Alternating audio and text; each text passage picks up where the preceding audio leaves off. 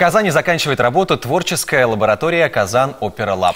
Поговорить об этом к нам пришел Данияр Соколов, художественный руководитель фонда «Сфорцанда» и художественный руководитель проекта «Казан Опера Лаб». Здравствуйте. Доброе утро. Как появилась идея создать «Казан Опера Лаб»? Что это такое? На самом деле это очень интересный и беспрецедентный, я бы даже сказал, проект для нашей республики.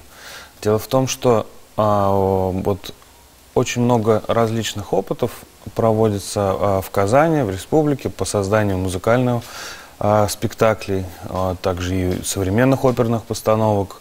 Вот мы совместно с фондом «Живой город» делаем очень интересные проекты. Они являлись инициаторами создания на острове Свияжск, например, интересных современных спектаклей с приглашением московского композитора и режиссера Александра Моноскова.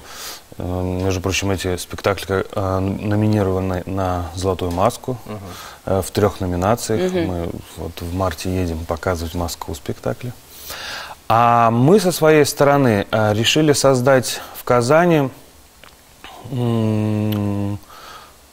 некую общность, субкультуру, которая целиком здесь, без приглашения извне, занимается этим искусством. То есть мы привлекли молодых режиссеров, молодых драматургов, молодых композиторов. Исполнителей, конечно же. Исполнителей, молодых художников.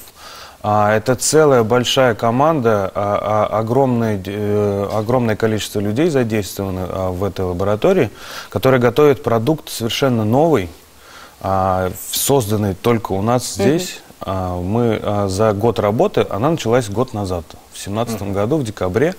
Мы сюда пригласили для обучения, так можно сказать, для знакомства с современным оперным искусством самых видных деятелей российского и зарубежного оперного движения. Это Василий Бархатов, это Михаил Дурненков, это Манацков, это тот же самый, это Николай Попов, это Лариса Барыкина и много-много других очень интересных личностей, которые в течение месяца работали с нашими командами. Это мы создали 3 команды по 4 человека, вот еще раз, да, то есть это 3 режиссера, 3 композитора и так далее. И целый год они вели кропотливую работу, были написаны партитуры для оркестра, были созданы художественные оформления сцены, было создано либретто для опер. И, конечно же, постановочная работа, которая вот-вот подойдет к концу. Мы создали 4, на самом деле, должно было быть 3 работы, у нас даже получилось больше. Мы создали 2 камерные оперы на татарском языке и 2 камерные оперы на русском языке. Что немаловажно, потому что, конечно же, хочется и нужно, и мы стремимся к этому, чтобы наше национальное искусство... Да, вот я хотела как раз спросить про национальный колорит. Обязательно, обязательно. Притом, мы никаких условий молодым не ставили.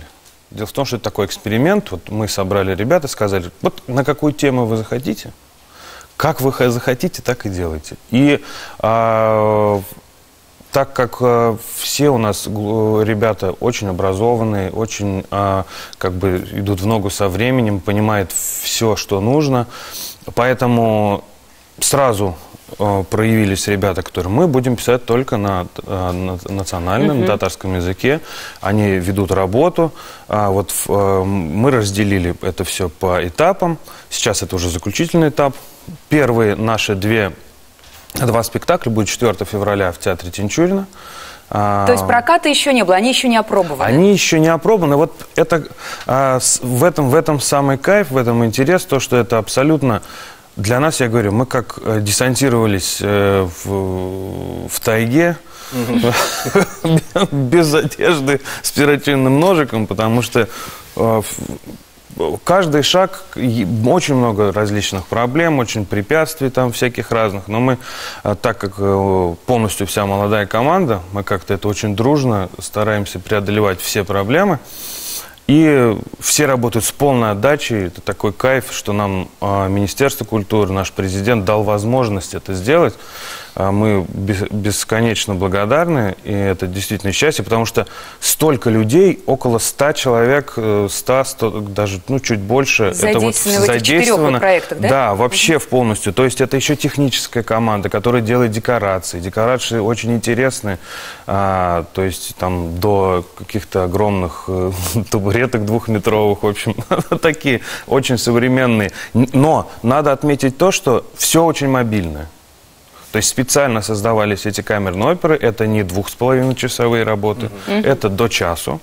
Каждый спектакль идет где-то минут 50. Как короткометражный фильм в кино, скажем так, фильм в кино, да. Мы очень ждем молодую аудиторию на наши спектакли, потому что это, опять же, молодежные работы, темы очень простые, темы бытовые. Да, вот, кстати, о чем? Вот. Какие спектакли? Вот сейчас, 4 числа, мы покажем одну, так можно сказать, сказку музыкальную, но это как бы жанр оперы, но написано такой в сказочном стиле, абсолютно бытовая история, то есть там есть и превращение, есть и колдунья и так далее. Больше, наверное, на молодежь ориентировано, на детей, может быть, даже? Вот на эту работу, да, можно приводить детей 6+. Вторая работа более философская, она называется «Бледно-голубая точка», это про нашу планету. Про пороки, про различные человеческие трудности, про чувства. В общем, все, что у нас в нашей маленькой, как видно из космоса, голубой точке происходит, попытались показать в этой работе молодые ребята. Татарские спектакли, очень интересная тема, «Проходи тактаж» есть. Это вот будет в конце февраля, мы как бы хотим циклично сделать, начать и закончить уже масштабными более работами. Хотя они все очень интересные, все масштабные, я не могу выделить какую-то одну, потому что в каждой работе часть души, очень много людей туда вложили. Нет, давайте еще раз проговорим. Лучше все-таки один раз увидеть, чем 100 раз услышать. Да. 4 февраля? 4 февраля в 19:00, театр Тинчурина. Мы начинаем показы наших молодежных опер. Это замечательно. Приглашаем всех 4 февраля просветиться, послушать музыку, ну и приобщиться к высокому искусству.